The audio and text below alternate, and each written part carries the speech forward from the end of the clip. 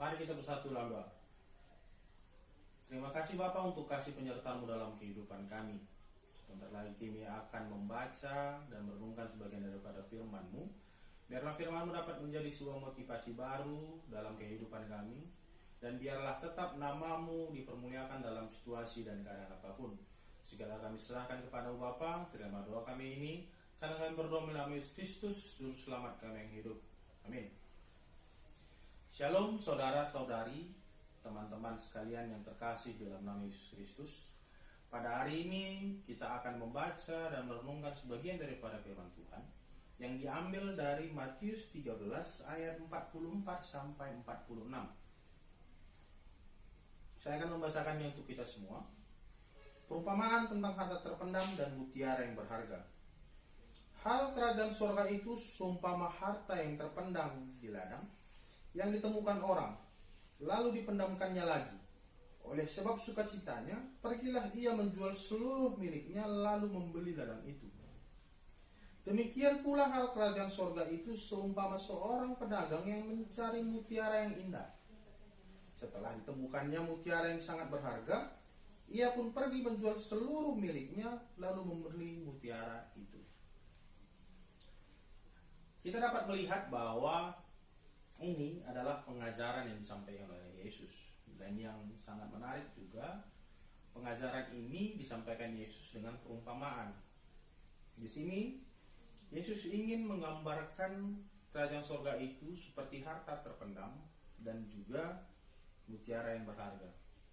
Kenapa demikian? Yang pertama, bahwa sebenarnya ayat ini adalah ayat yang menarik. Walaupun hanya 3 ayat, tetapi ini menggambarkan bagaimana profesi pekerjaan manusia. Di ayat 44 dikatakan orang yang bekerja di ladang. Tentunya orang yang bekerja di ladang itu identik dengan seorang petani.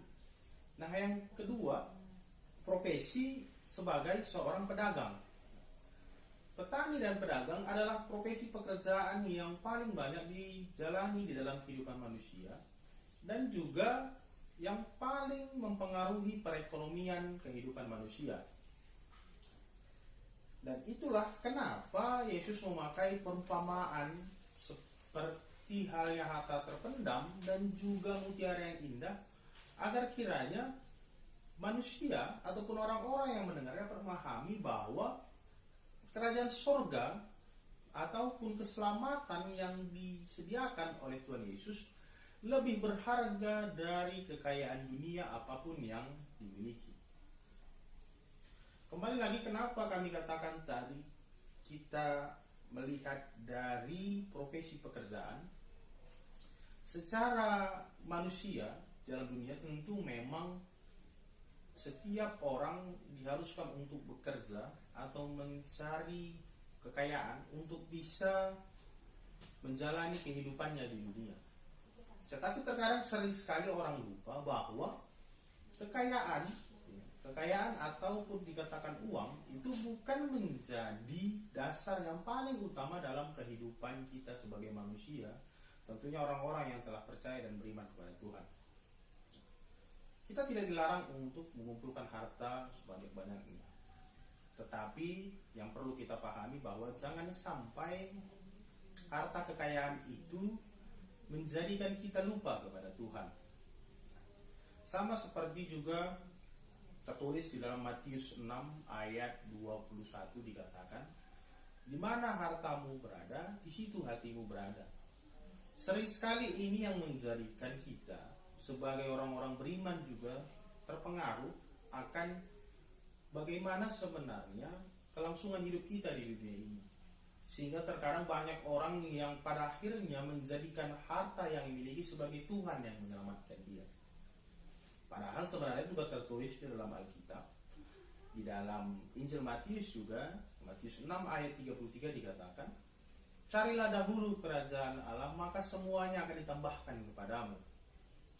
Di situ dikatakan jelas seharusnya yang pertama kita cari itu adalah kebenaran akan firman Tuhan, bukan kekayaan dunia.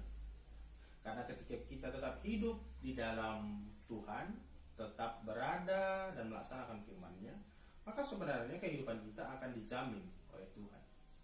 Dan di sini dikatakan dalam perumpamaan ini adalah bagaimana harta terpendam dan mutiara yang berdarah itu menggambarkan kerajaan sorga, bahwasanya pada akhirnya setiap orang menginginkan keselamatan, setiap orang ingin masuk ke dalam kerajaan sorga dan hidup kekal bersama Yesus. Tetapi tidak bisa kita menukarkan keselamatan tersebut dengan seluruh harta yang kita miliki di dunia. Orang yang benar adalah orang yang bekerja dengan benar, memiliki kekayaan dengan benar, mempergunakan kekayaannya dengan benar, dan tentunya yang paling penting juga tetap beriman kepada Tuhan. Kita bisa melihat situasi pada saat ini, bagaimana virus corona sedang terjadi di seluruh negara, bahkan kita katakan di dunia termasuk di Indonesia. Kita melihat bagaimana setiap orang khawatir akan kehidupannya. Bagaimana orang apabila dia memiliki kekayaan, mungkin saja dia selalu berusaha mencari bagaimana supaya dia selamat. Tapi sebenarnya poin pentingnya adalah ini adalah waktu bagaimana bisa kita menyatakan kasih Tuhan, baik dalam kehidupan kita dan juga kita bisa berbagi berkat bagi orang-orang di sekeliling kita. Karena kekayaan yang dimaksud di sini bukan adalah ketika kita mau masuk ke dalam kerajaan surga ini menjadi tiket, tidak. Tapi bagaimana kekayaan di dunia ini kita bisa mempergunakannya untuk menjadi berkat bagi kita, menjadi saluran daripada Tuhan untuk bisa orang lain menyatakan kasih.